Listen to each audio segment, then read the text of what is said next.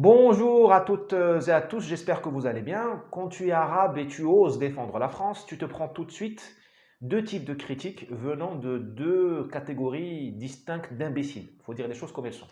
D'un côté, tu as certains immigrés ou fils d'immigrés qui te traitent d'arabe de service.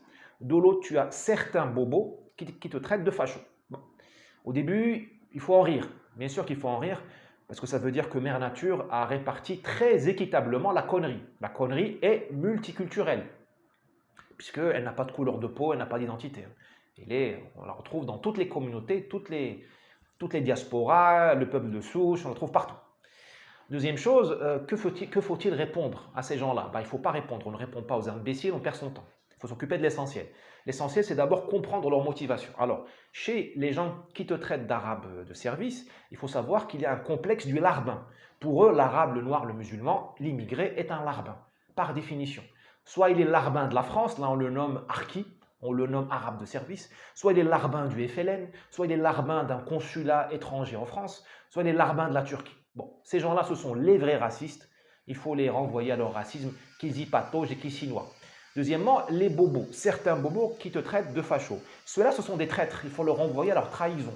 Ces gens ont trahi la France, ils ont trahi leur peuple, ils ont trahi leur identité, ils sont méprisables. Est-ce que ça vaut la peine de discuter avec eux? Non. Ce sont des soumis.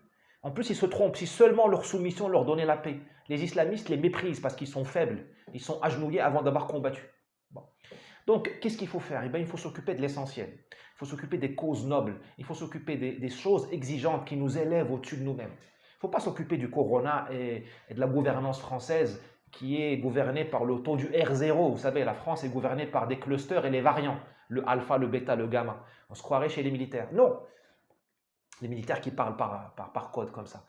Non, il faut s'occuper de la civilisation française, il faut s'occuper de l'honneur, de se regarder le matin dans une glace. Il faut vous dire, quel monde allons-nous laisser à nos enfants? C'est ça la vraie question.